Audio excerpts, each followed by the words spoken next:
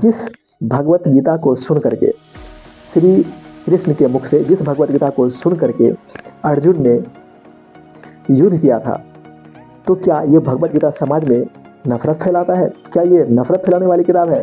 दोस्तों कदापि नहीं। कारण ये हुआ था कि जब अर्जुन युद्ध के मैदान में उतरे थे, तो जैसे उन्होंने अपने आदमी को देखा, उसके सामने उसके भाई खड़े थे, उसके दादा खड़े थे, उसके गुरु खड़े थे, तो वो विचलित हो गया। वो सोच नहीं पा रहा था और वो अपना कर्तव्य निश्चित नहीं कर पा रहा था कि दोस्तों मैं देश के प्रति कर्तव्य निभाऊं, कि जो समाज में अधर्म फैल चुका है, बुराई फैल है, उसको नाश करूं, या मैं अपने लोगों पर शस्त्र उठाऊं। ये तो मेरे अपने हैं, मैंने इसने मुझे कोई पढ़ाया है, तो कोई मुझे गोद में लेकर खिलाया है। तो दोस्तों उसी समय श्री कृष्ण ने भगवत गीता सुनाया था और उसको धर्म संकट से बाहर निकाला था कि तुम्हारा जो निर्णय है, तुम्हारा जो कर्तव्य है, तुम उसको करो। तुम बाकी चीज़ की बिल्कुल परवाह मत करो कि क्या सही है क्या गलत है। तुम्हारा जो इस समय कर्तव्य है, इस समय तुम यदि भागोगे तो कायर का थप्पा तुम्हारे जो है पीठ पर हमेशा के लिए लग जाएगा। दोस्तों इसी धर्म संकट से श्री कृष्ण ने अर्जुन को बाहर निकाला था। और धर्म मीन्स आपका अपना कर्तव्य, समाज के प्रति कर्तव्य, भाई के प्रति कर्तव्य, बहन के प्रति, माता के प्रति, पत्नी के प्रति, और आपका व्यक्तिगत कर्तव्य होता है। दोस्तों इसी को जब आप कर्तव्य निभा रहे होते हैं, इसका मतलब आप धर्म को फॉलो कर रहे होते हैं। दोस्तों इसी को धर्म बोलते हैं। धर्म को आप किसी एक चीज़ में, एक कोठरी में बंद करके फिट नहीं कर सकते हो। धर्म बहुत उसकी फिलॉसफी दोस्तों बहुत जो है वास्ट है और उसको समझना बहुत मुश्किल होता है। दोस्तों मैं अपनी छोटी मुँह से ज़्यादा जो है धर्म की व्याख्या नहीं कर सकता है, क्योंकि हमसे काफ़ी बड़े बड़े विद्वान, बड़े बड़े धर्मशास्त्री बैठे हुए हैं जो उसकी सूक्ष्म से सूक्ष्म प्रकृति को समझता है। उस कमेंट से आज हुआ दूँ कि जिस वो भाई ने किया था कि आपको इस बुक के थ्रू नफरत नहीं फैलाना चाहिए। दोस्तों भगवत गीता मैंने बोला आपका कर्तव्य निश्चित करने वाला बुक है। आपको बताएगा कि किस समय में कौन सा कर्तव्य निश्चित होता है और कौन सा कर्तव्य हमें करना चाहिए।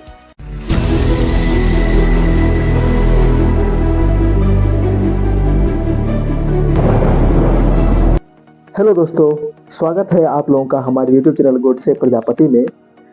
दोस्तों आज जो है हम वीडियो बनाने वाले हैं, वो दोस्तों भगवत गीता के ऊपर बनाने वाले हैं। क्योंकि हमारे एक वीडियो में जिसमें मैंने धुरंधर मूवी की रिव्यू दिया था और मैंने उसमें कहा था कि जो धुरंधर मूवी की जो कास्टिंग है उसमें भगवत गीता का एक श्लोक कोड किया गया था, जिसमें कहा गया था कि Arjun rise and prepare for war, आपको हमेशा युद्ध के लिए तैयार रहना चाहिए। तो दोस्तों क्या ये युद्ध के लिए तैयार होना मतलब क्या हम मतलब ऐसे ही किसी चीज़ में हम युद्ध करने के लिए कूद जाएंगे? नहीं दोस्तों हमारा कुछ कर्तव्य होता है, जहाँ पर हम अपने देश के प्रति हमेशा सशक्त रहे, जहाँ पर हम अपने परिवार के लिए हमेशा तैयार रहे, जहाँ पर हम अपनी रक्षा के लिए हमेशा तैयार रहे। दोस्तों इसी को कहते हैं हमेशा युद्ध के लिए तैयार। इसका मतलब बिल्कुल ये नहीं है कि आप किसी निर्दोष पर या आप किसी ऐसे इंसान जो कि असहाय हो उस पर आप मतलब कि अपना जो है बल का परिचय दें। दोस्तों ये कतई भगवत गीता नहीं सिखाता है। और मैं उस सब्सक्राइबर्स को मतलब मैं उस जो वीडियो में बंदा कमेंट किया था, मैं उसको यही बात बोलना चाहता हूँ कि भगवत गीता दोस्तों नफरत फैलाना नहीं सिखाता है। दोस्तों हर समय और परिस्थिति के हिसाब से धर्म और अधर्म की व्याख्या बदल जाती है। दोस्तों आप लोग जानते ही हैं कि झूठ बोलना अधर्म होता है और सच बोलना धर्म होता है। और दोस्तों धर्म मतलब ये कदापि नहीं है कि कोई हिंदू धर्म है, कोई मुस्लिम धर्म है, कोई सिख धर्म है, कोई ईसाई धर्म है। धर्म मतलब कदापि इसकी परिभाषा दोस्तों इससे कभी फिट बैठती ही नहीं है। धर्म मतलब दोस्तों होता है आपका लिया गया प्रण, आपका किया गया कर्तव्य, जो समाज के प्रति होता है, जो अपने प्रति होता है, जो आपके बहन, अपने भाई और अपनी माता के प्रति कर्तव्य। दोस्तों ये होता है हमें हमारा अपना धर्म।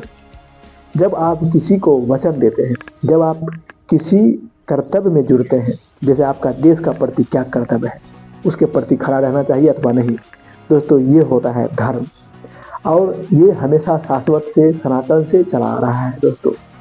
और धर्म मतलब इसको आप इससे बिल्कुल मत जोड़ना कि ये हिंदू धर्म मेरा धर्म है, ये मुस्लिम धर्म मेरा धर्म। यदि कोई मुस्लिम इस चीज़ की प्रण लेता है कि उसके सामने कोई आए, चाहे वो हिंदू धर्म का कोई आदमी हो या कोई मुस्लिम कोई आदमी हो, कोई सिख हो, कोई ईसाई हो, कोई उसके धर्म आ जाए और वो असहाय अवस्था में हो, तो उसकी सेवा करना दोस्तों ये धर्म होता है। धर्म को आप किसी एक चीज़ में, एक कोठरी में बंद करके बैठ फिट नहीं कर सकते हो।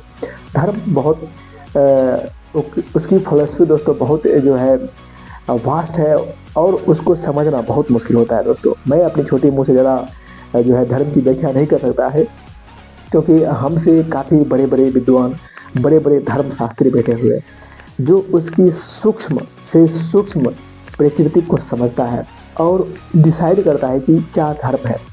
और दोस्तों कभी कभी धर्म संकट भी उत्पन्न होता है। जैसे आपने रामायण में जो रामानंद सागर का सीरियल है उसमें आपने देखा होगा कि राम भगवान जो थे अपना कर्तव्य निश्चित करने में सोच रहे थे, इसी को धर्म संकट बोलते हैं दोस्तों। क्यों? क्योंकि एक तरफ उसकी माता का दोस्तों परम था कि ये बन जाएगा ही जाएगा, दूसरी तरफ उसके पिताजी असहाय अवस्था में थे और वो सोच रहे थे कि क्या क्या करना चाहिए, इस वक्त हमें क्या करना चाहिए। और अभी बन जा रहे हैं तो जितना भी इसके भाई हैं, बंधु है, जो माँ है, वो सबको छोड़कर जाना पड़ेगा। पिताजी की अवस्था दयनीय थी और एक माता का कर्तव्य भी दोस्तों निभाना था, दोनों अपने थे। वहाँ पर दोस्तों क्या, वहाँ पर तो आप ना तो किसी को आप मार सकते, ना तो अपना कर्तव्य निश्चित करने में वहीं पर आदमी संकोच करता है। जैसे एग्जाम्पल के तौर पर कि मान लीजिए कि समाज में कई सारे डाकू आ गए हैं और वो समाज को तहस नहस करना चाहते हैं, और एक तरफ आपकी माता बीमार पड़ गई और उसको अभी भी हॉस्पिटल लेकर जाना जरूरी है, और दोनों चीज़ एक ही समय पर हुआ है। तो आपका कर्तव्य क्या होगा दोस्तों, आप क्या निर्णय लेंगे उस समय? इसी को दोस्तों धर्म संकट बोलते हैं। और धर्म मीन्स आपका अपना कर्तव्य, समाज के प्रति कर्तव्य, भाई के प्रति कर्तव्य, बहन के प्रति, माता के प्रति, पत्नी के प्रति, और आपका व्यक्तिगत कर्तव्य होता है दोस्तों। इसी को जब आप कर्तव्य निभा रहे होते हैं, इसका मतलब आप धर्म को फॉलो कर रहे होते हैं दोस्तों, इसी को धर्म बोलते हैं। और मैंने बोला ना कि मेरी जितनी समझ है, मेरी जितनी नॉलेज है, मैं उसके हिसाब से बोल रहा हूँ। मैं 100% कोडेड नहीं कर रहा हूँ कि यही धर्म है। धर्म मतलब आपका अपना, मेरी जितना समझ है, आपका अपना जो है डिजायरस, आपका अपना जो है कर्तव्य जो निश्चित करते हैं वही, इसी को दोस्तों धर्म बोलते हैं। ऐसा बड़े बड़े जो है धर्म विशेषज्ञ लोग बोलते हैं। तो दोस्तों मेरा सिर्फ इतना ही सवाल है कि जिस भगवत गीता को सुन करके, श्री कृष्ण के मुख से जिस भगवत गीता को सुन करके अर्जुन ने युद्ध किया था, तो क्या ये भगवत गीता समाज में नफरत फैलाता है? क्या ये नफरत फैलाने वाली किताब है? दोस्तों कदापि नहीं।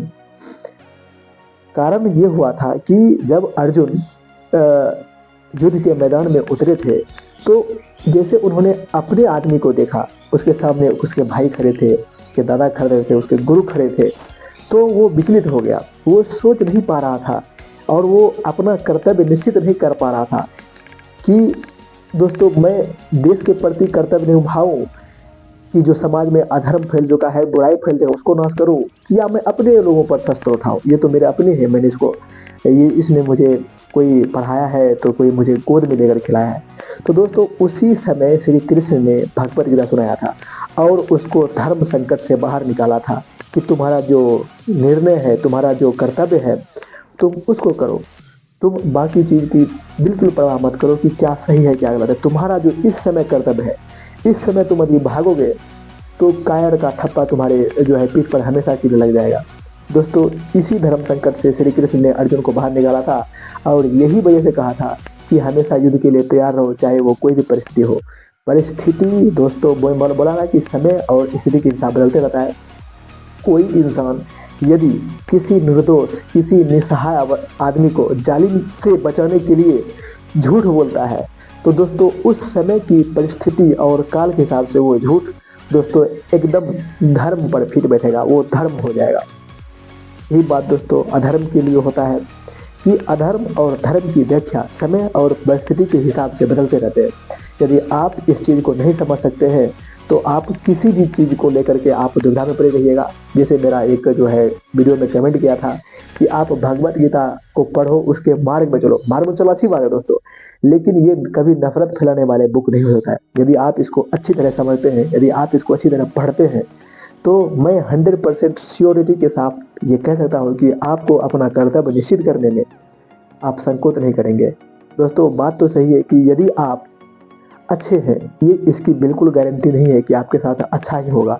इसी वजह से आप अच्छे हैं, लेकिन हमेशा बोलने, कभी कभी आप मोदी और भी बहुत सारे जो है पॉलिटिशियन और बहुत सारे जो है धर्मशास्त्र से सुनते होंगे कि हमें शस्त्र और शास्त्र दोनों की नॉलेज होनी चाहिए। यदि आपके पास सिर्फ शस्त्र की नॉलेज है, शास्त्र की नॉलेज नहीं है, तो वैसे भी आप पीछे हो जाएंगे।